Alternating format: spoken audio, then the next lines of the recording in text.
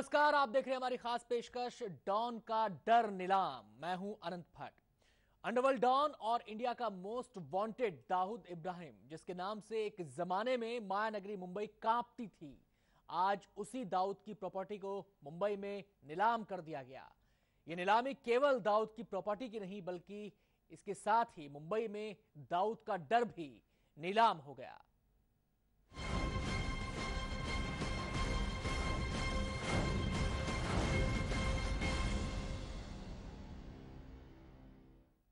मुंबई के कोलाबा के एक होटल में अंडरवर्ल्ड डॉन दाऊद इब्राहिम की प्रॉपर्टी की नीलामी की गई। इस नीलामी में दाऊद के एक रेस्टोरेंट, उसकी कार और एक कमरे की बोली लगाई गई।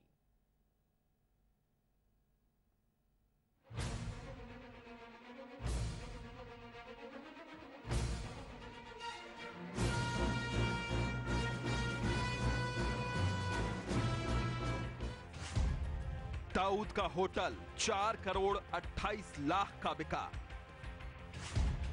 डॉन की कार 32,000 में बिकी। डॉन का एक कमरा 63 लाख में बिका। जी हां, मुंबई में अंडरवर्ल्ड डॉन दाऊद इब्राहिम के खौफ की नीलामी हो गई। जिस डॉन के नाम से कभी पूरी मुंबई थर्राती थी, उसी मुंबई में डॉन के डर की खुलेआम नीलामी कर दी गई। दाऊद का घर, उसका दफ्तर, उसकी कार, उसका कमरा, सब कुछ नीलाम कर दिया गया। दाऊद की संपत्तियों की नीलामी तय तारीख पर मुंबई के कोलाबा में एक होटल में हुई, जहां खरीदारों ने एक एक करके दाऊद की संपत्तियों की बोली लगाई। यह नीलामी smugglers and foreign exchange manipulators act 1976 के तहत की गई। हालांकि इस नीलामी में बहुत कम लोगों ने अपनी दिलचस्पी दिखाई। दाऊद के डर की वजह से ज्यादातर लोग इस नीलामी में शामिल नहीं हुए। इसके बावजूद दाऊद की संपत्तियों के खरीदार मिले। दाऊद का होटल दिल्ली जायका 4 करोड़ 28 लाख में बिका और इसे खरीदा वरिष्ठ पत्रकार एस बालाकृष्णन ने। 1 करोड़ 18 लाख से 19 लाख 20 लाख ऐसा करते करते वो फाइनली उनका बुरानी ट्रस्ट, जो सामने वाला पार्टी था, उनका ट्रस्ट 4 करोड़ 27 लाख तक उनका पहुंचा।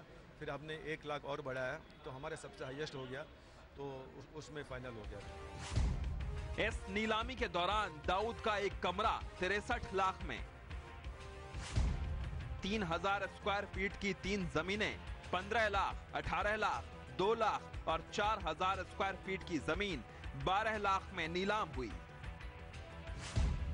जबकि दाऊद की कार बिकी 32,000 में और इसे खरीदा स्वामी चक्रपाणी ने। आज की जो नीलामी हुआ, उसे पता चल गया है कि डी कंपनी यानी जो दानव कंपनी थी, उससे अब किसी को डर और भय नहीं है। सब लोग शामिल हुए।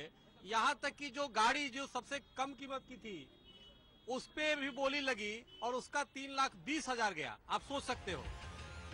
1973 के मुंबई बम ब्लास्ट के बाद से दाऊद फरार है और ये सब उसकी काली कमाई का हिस्सा है, जिसे सरकार ने नीलाम किया। कई लोगों को डॉन की ओर से धमकियां दी गई थीं। कईयों ने अपने नाम वापस ले लिए, लेकिन इन सब के बावजूद आखिर डॉन के खौफ की नीलामी हो ही गई। दाऊद का खौफ मुंबई में खत्म होने लगा है। इसकी पुष्टि इस नीलामी में आए लोगों से भी होती है। जहां 2001 में सिर्फ एक ही व्यक्ति दाऊद की प्रॉपर्टी की बोली लगाने के लिए सामने आया था, वहीं इस बार दाऊद के संपत्ति की बोली लगाने वालों की होड़ लगी रही। कैमरामैन सुनील भारती के साथ अभिषेक पांडे, लाइव इंडिया, मुंबई। और आइए अब आपको बताते हैं कि अंडरवर्ल्ड सरगना दाऊद की संपत्तियों की नीलामी कैसे हुई। दाऊद की जिन 7 संपत्तियों की मुंबई के डिप्लोमेट होटल में बोली लगी, उसमें उसका मशहूर दिल्ली का जायका रेस्टोरेंट भी शामिल है। इस नीलामी में हिंदू महासभा के प्रमुख स्वामी चक्रपाणी और पत्रकार बालकृष्णन समेत 6 लोग शामिल हुए।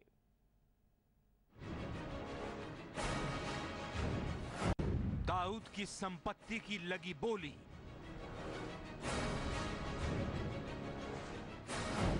डी कंपनी के दहशत की नीलामी।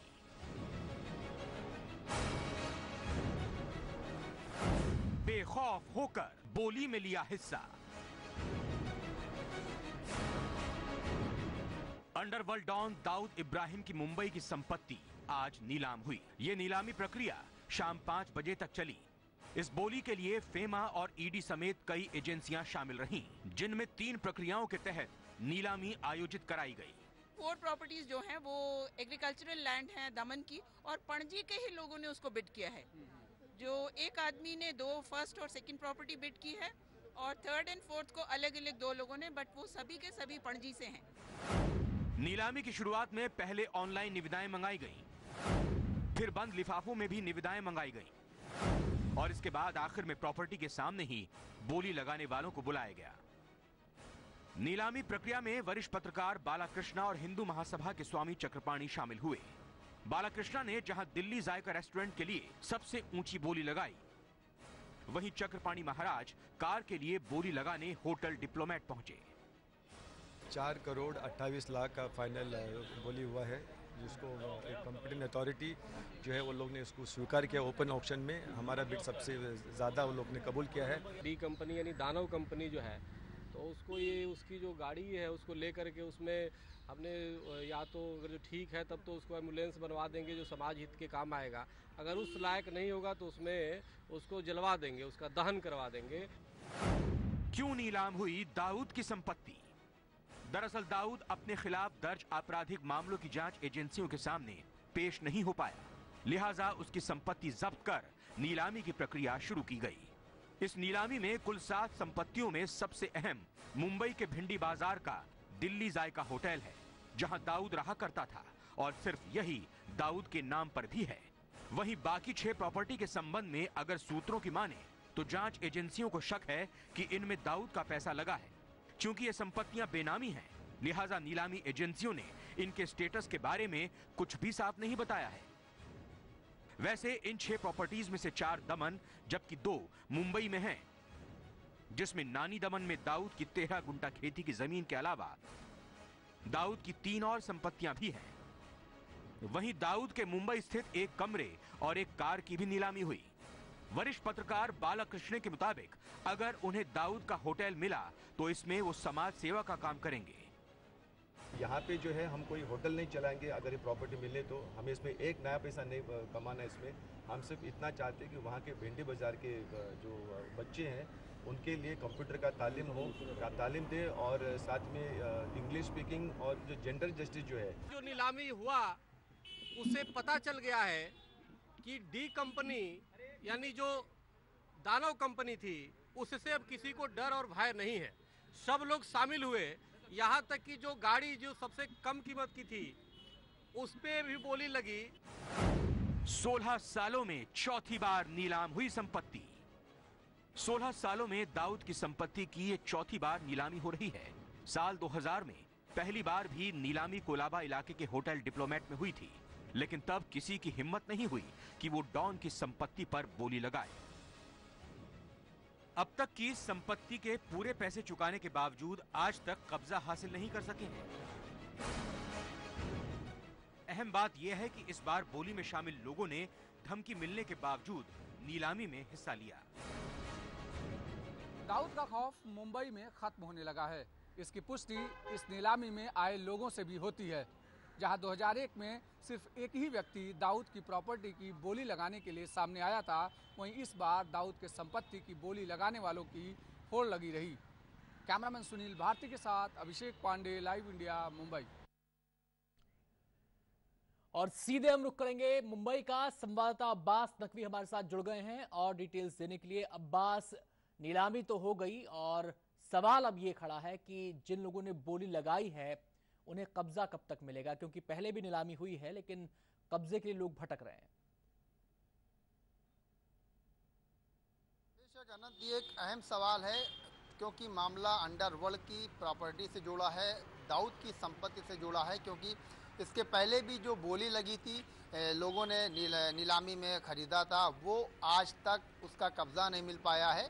तो ऐसे कई सवाल हैं जिनको महाराष्ट्र सरकार को, सेंट्रल गवर्नमेंट को देखना है, क्योंकि जो लोगों के अंदर जो डर रहा करता था दाऊद का, वो कितना है। हालांकि आज की अगर नीलामी की बात करें तो ऑनलाइन भी लोगों ने नीलामी में हिस्सा लिया, तो कहीं कहीं पे ये सवाल है कि जो ख़रीदार जिन्होंने इस ऑक्शन में पार्टिसिपेट किया और कामयाब हुए दाऊद की संपत्ति पर, वो सरकार कितने दिन में उनको कब्जा दिलवाने में कामयाब होती है। हालांकि सरकार का ये कहना है कि जल्दी उनको मिल जाएगा, लेकिन पिछला रिकॉर्ड अगर देखें तो सरकार असफल रही है, क्योंकि कहीं ना कहीं से दाऊद का जो खौफ है वो सामने दिखता है। अनंत जी, ऐसी भी खबरें आ रही हैं कि कुछ लोगों को धमकियां मिली हैं। इसको देखते हुए जिन लोगों को धमकियां मिली हैं, जो नीलामी में शामिल हुए, क्या उनकी सुरक्षा को लेकर भी बात हो रही है? बेशक अनंत, जैसे कि बालाकृष्णन ने बताया कि उनको छोटा शकील का फ़ोन आया, उस तरह की धमकी मिली। तो हालांकि पुलिस इस मामले को ज़्यादा तूल नहीं दे रही है, क्योंकि प्रोडक्शन की अगर बात करें तो जो जब नीला ऑक्शन था वहाँ पर काफ़ी अच्छी तरह से सुरक्षा के इंतज़ाम थे, और उन्हीं लोगों को अंदर शामिल किया गया जिन्होंने इसमें नामांकित थे ऑक्शन में, जिनको बोली लगाना था। लेकिन अब सुरक्षा किस तरह से पुलिस प्रोवाइड करती है, क्योंकि इसके पहले जो अजय श्रीवास्तव ने जो नाम अपना वापस ले लिया देने के बाद, क्योंकि पिछली जो प्रॉपर्टी है जो उन्होंने ऑक्शन में जीती थी उस तक वो अपना कब्जा नहीं बरकरार रख पाए, सरकार नाकामयाब रही है। तो सुरक्षा किस तरह देती है, और जो ऑक्शन में जो विजेता रहे उनको प्रॉपर्टी का किस तरह उनके कब्जे में देती, ये अहम सवाल है। क्योंकि दाऊद का हालांकि वो नहीं रह गया वर्चस्व जो मुंबई में रहा करता था कभी दाऊद के लेकर के, वो चीज़ नहीं है। लेकिन अब जो उससे जुड़े हुए लोग हैं वो किस तरह ऑक्शन में जो जीते हैं, जी बिल्कुल, देखना यह है कि कब्जा कब तक मिलेगा। बहुत बहुत शुक्रिया आपका इस पूरी जानकारी के लिए अब्बास। फिलहाल वक्त हो गया छोटे से ब्रेक का, और ब्रेक के बाद बताएंगे आखिर दाऊद की नीलाम हुई प्रॉपर्टी पर उसके खरीदार कब्जा क्यों नहीं कर पा रहे हैं।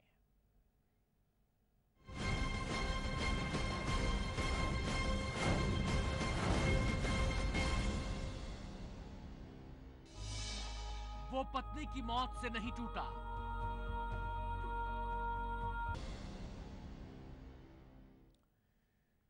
दाऊद इब्राहिम कासकर की प्रॉपर्टी एक बार फिर नीलाम हुई। पिछले 16 साल में चौथा मौका है जब उसकी प्रॉपर्टी को नीलाम किया गया, लेकिन उसकी प्रॉपर्टी खरीदने वालों को अब तक पहले की प्रॉपर्टी का कब्जा नहीं मिल पाया है। सवाल यह है कि सरकारी एजेंसियां लोगों के मन में बार बार नीलामी कर खौफ पैदा करती हैं, या वाकई दाऊद के हव्वे को खत्म करना चाहती हैं।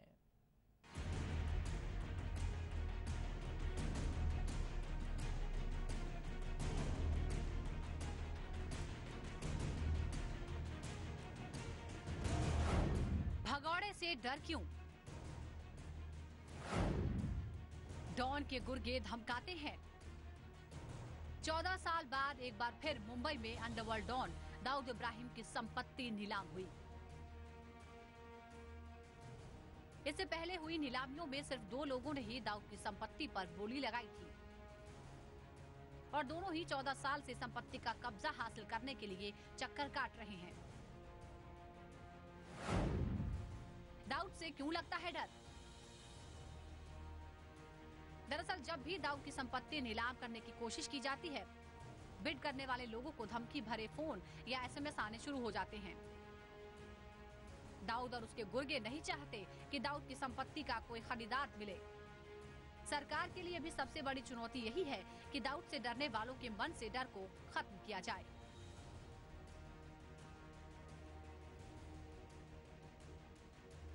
ये एक हवा बना रखा है दाऊद के नाम का। दाऊद ठीक है, उसकी प्रॉपर्टी है, ये उसके लिए बहुत बड़ा साइकोलॉजिकल सेटबैक होगा कि उसकी प्रॉपर्टी जो उसके नाम से कोई आगे नहीं आता, या उसका बहुत बड़ा गैंग है, बहुत बड़ी यंत्रणा है। मुझे लगता है कि अगर ये उसका हवा तोड़ दिया गया, उसको तोड़ने के लिए जो भी कंसर्न डिपार्टमेंट को या पुलिस को ज़रूरत है किसी को हैंडओवर करने के लिए, उसका पोजीशन देने के लिए, उसका यूज़ फैसिलिटेट करने के लिए, वो उसको हेल्प करनी चाहिए। तो एक बार ये हवा एक प्रॉपर्टी या 2 प्रॉपर्टी में टूट गया तो उसके बाद में बाकी की प्रॉपर्टी को ऑक्शन करने में कोई दिक्कत नहीं आएगी। जानकार ये मानते हैं कि दाऊद का हवा सरकार के लिए सबसे बड़ी चुनौती है, और अगर फिर भी इस नीलामी में लोगों की रुचि कम दिखाई देती है तो ऐसी जगहों को सरकारी काम में लगा देना चाहिए, तभी ये डर खत्म होगा। जो आदमी पैसा खर्च करता है, जो आदमी ऑक्शन में भाग लेगा, उसको वो प्रॉपर्टी शांतिपूर्वक यूज करने के लिए मिले, ऐसी उसकी तमन्ना रहेगी। सिर्फ दाऊद को चैलेंज करने के लिए कोई इस प्रॉपर्टी को लेने के लिए सामने आएगा नहीं। तो इसलिए उस आदमी को जिसको भी ये प्रॉपर्टी यूज करने के लिए लेनी है, वो अगर शांतिपूर्ण तरीके से नहीं मिलती तो ये किसी सरकारी डिपार्टमेंट को दे दो, वो झक मार के लोग वहाँ आएंगे, वहाँ पे आवाजाही बढ़ेगी, उसकी वजह से जो एक दाऊद का साइकोलॉजिकल फियर फैक्टर है वो निकल जाएगा। सवाल यही है कि आखिर क्या वजह है कि बार बार दाऊद की प्रॉपर्टी नीलाम की जाती है। जबकि सरकारी काम में इसे लगाकर लोगों के मन में दाऊद को लेकर डर खत्म किया जा सकता है। उसके पीछे जो उसके उस प्रॉपर्टी को ऑक्शन करने से जो पैसा मिलेगा उसको लेना, सरकारी डिपार्टमेंट से आप सरकार को हैंड ओवर करेंगे तो इतनी जल्दी पैसा आएगा नहीं। तो ये फाइनेंशियल इम्प्लीकेशंस हैं उसकी। अगर केंद्र सरकार से वो सरकार के राज्य सरकार के किसी डिपार्टमेंट के पास में प्रॉपर्टी अगर आती है तो उसका मुबदला जो है वो पहले मांगते हैं यूज़ करने से पहले। वो यहाँ पॉसिबल नहीं हो पाता because of so many official constraints. तो वो जो है अगर वो पैसे की बात छोड़ दी जाए और सिर्फ जिस मकसद से हम लोग ये काम कर रहे हैं कि दाऊद की फाइनेंशियल बैकबोन को तोड़ना है, उसके नाम के हव्वे को मिटाना है, तो वो काम करने के लिए अगर दोनों डिपार्टमेंट या दोनों सरकारें साथ में मिलकर काम करें तो मुझे कोई ऐसा कारण नहीं लगता कि ये प्रॉपर्टी एक सरकार से दूसरी सरकार के पास हस्तांतरित ना हो सके। पर ऐसा भी नहीं है कि दाऊद जैसे लोगों से सब डरते हों। कई ऐसे लोग भी हैं जो इन धमकियों से नहीं डरते।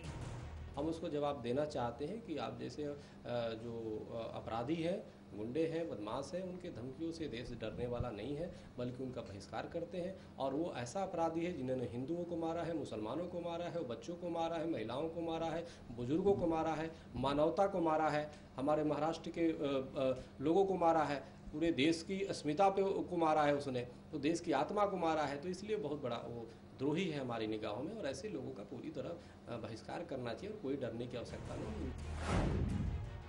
दाऊद की संपत्ति क्यों हो रही है नीलाम? आइए आपको बताते हैं कि आखिर दाऊद की संपत्ति नीलाम क्यों हो रही है। सरकार के मुताबिक ये संपत्ति दाऊद इब्राहिम के मालिकाना हक की है, लेकिन क्योंकि दाऊद अपने खिलाफ दर्ज तमाम आपराधिक मामलों में जांच एजेंसियों के सामने पेश नहीं हुआ, इसलिए ये संपत्ति जब्त कर ली गई। 16 साल में चौथी नीलामी। बीते 16 सालों में दाऊद की संपत्ति की ये चौथी बार नीलामी हुई है। साल 2000 में सबसे पहली बार नीलामी कोलाबा इलाके के होटल डिप्लोमेट में हुई थी, लेकिन तब किसी की हिम्मत नहीं हुई कि वो डॉन की संपत्ति पर बोली लगाए।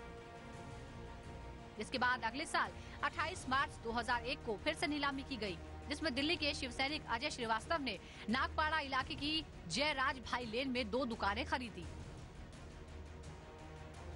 इसके बाद 20 सितंबर 2001 को फिर से तीसरी नीलामी हुई। उस नीलामी में दिल्ली के ही एक व्यापारी पीयूष जैन ने दाऊद की तारदेव इलाके की एक संपत्ति खरीदी। इन दोनों ही लोगों ने संपत्ति के पैसे तो चुका दिए, लेकिन आज तक इस संपत्ति का कब्जा हासिल नहीं कर सके। अलग अलग केंद्रीय जांच एजेंसियों ने दाऊद इब्राहिम के करीब 12 संपत्तियों को जब्त कर रखा है और आज की तारीख में बाजार में उनकी कीमत 100 करोड़ के करीब पहुंच गई है। दाऊद के पास कई बेनामी संपत्तियां भी हैं जिनकी जांच चल रही है, लेकिन समस्या ये है कि लोग आखिर आगे कैसे आएंगे जब दाऊद की प्रॉपर्टी पर कब्जा ही नहीं मिल पाएगा। उस दाऊद के लिए ये प्रॉपर्टी बहुत छोटी छोटी चीजें हैं, उसके पास में इससे कहीं ज्यादा संपत्ति है, इसके बारे में प्रॉब्ली सबको मालूम भी है, उसके जिस तरह के उद्योग धंधे हैं। लेकिन एक उसका जो साइकोलॉजिकल एज है कि ये दाऊद की प्रॉपर्टी है, उस ठप्पे के नाम से बिकती नहीं है। तो इसलिए हो सकता है कि एक बार अगर हम उसको कब्जा दिलवा भी दें तो उसको लोकल लेवल पे कुछ चैलेंजेस का सामना करना पड़े, लेकिन मुझे लगता है कि जो लोकल एडमिनिस्ट्रेशन है वो उसको पूरी तरह से हेल्प करेंगे। और ये जो भी आदमी ये प्रॉपर्टी ले रहा है वो ये सोच समझ के ही ले रहा है कि मुझे ये दिक्कतें आने वाली हैं। सूत्रों की माने तो दाऊद की ऐसी बेनामी संपत्तियों की देखभाल का काम पहले दाऊद की बहन हसीना पारकर करती थी और अब उसका छोटा भाई इकबाल कासकर करता है। लेकिन बड़ा सवाल यह है कि क्या सरकार वाकई लोगों के मन से डर को खत्म करना चाहती है? अभिषेक पांडे के साथ bureau report, live India, Mumbai. बहुत कम ऐसे लोग हैं जो दाऊद के खौफ को अपने मन से मिटाकर बोली लगाने के लिए पहुंचे। उनमें से एक थे वरिष्ठ पत्रकार बालाकृष्णन, जिन्होंने 4 करोड़ 28 लाख की बोली लगाई। उनसे जब पत्रकार ने सवाल पूछा कि आखिर इतनी बड़ी रकम आप कहां से लेकर आएंगे, तो उन्होंने क्या जवाब दिया, सुनिए। इतना पैसा आप कहां से लाएंगे? बहुत ऊंची कीमत है ये बहुत ही अच्छा सवाल आपने पूछा। ये सवाल मैं खुद पूछ रहा हूँ, लेकिन मुझे हिंदुस्तान के आवाम के ऊपर पूरा भरोसा है। I am completely dependent. हमारे पास इतना पैसा नहीं है 4 करोड़ 28 लाख का, लेकिन हम 1 महीने के अंदर हम हिंदुस्तान के जो आवाम जो है उनके ऊपर, उनके देशभक्ति के ऊपर हमारा पूरा भरोसा है और हम उम्मीद रखते हैं कि इतना पैसा हम जुटा पाएंगे। और अब वक्त हो गया एक छोटे से ब्रेक का। ब्रेक के बाद आपको बताएंगे आखिर दाऊद के पास कितनी काली कमाई है और ये दौलत उसने कैसे हासिल की।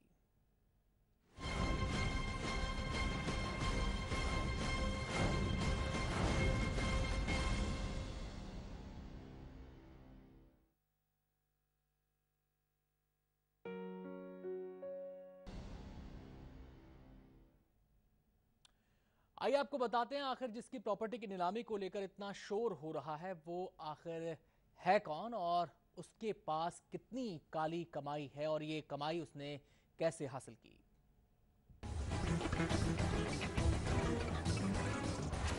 मुंबई का गुनहगार है दाऊद। भारत का मोस्ट वांटेड है दाऊद।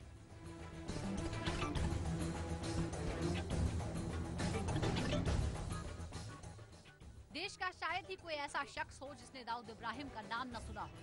दाऊद इब्राहिम कौन है और देश के लिए क्यों जरूरी है?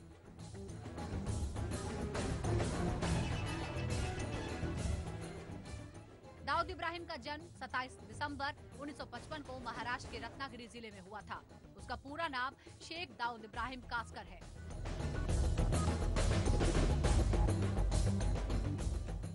दाऊद के पिता शेख इब्राहिम अली कासकर मुंबई पुलिस में हवलदार थे। जिस वक्त दाऊद को स्कूल जाना चाहिए था उस वक्त अपने स्कूल की पढ़ाई छोड़कर वो अपने शौक और बुरी आदतों के लिए ड्रग सप्लाई, चोरी, डकैती और लूटपाट करने लगा। घर वालों ने सोचा कि शादी करा दी जाए, शायद शादी के बाद दाऊद सही रास्ते पर आ जाए, इसलिए उसकी शादी कर दी गई।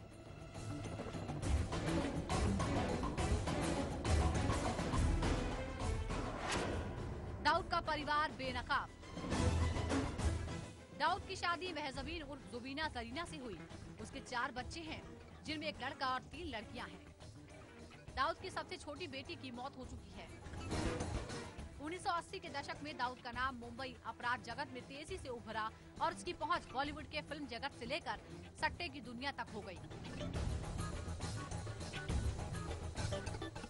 जिस वक्त दाऊद ने जुर्म की दुनिया में अपना कदम रखा उस वक्त उसका पसंदीदा हथियार तलवारें, चाकू और देसी रिवॉल्वर तमंचा हुआ करती थी।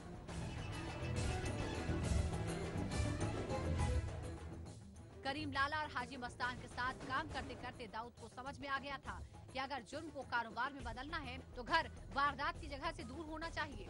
दाऊद ने मुंबई की जगह दुबई को अपना घर बना लिया।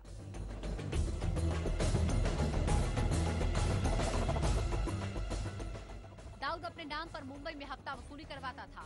दाऊद ने एशिया में हथियार, यूरोप में हेरोइन, साउथ अफ्रीका में सोना और ड्रग्स का बिजनेस शुरू किया।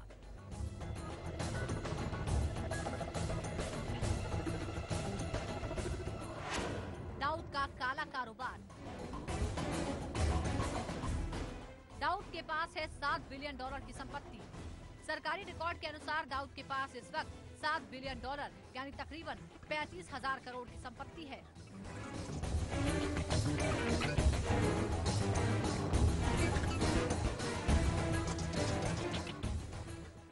अब तक इस पेशे में रहकर किसी शख्स ने इतनी दौलत नहीं बनाई, लेकिन कहते हैं कि आज भी दाऊद का दिल मुंबई के लिए ही धड़कता है।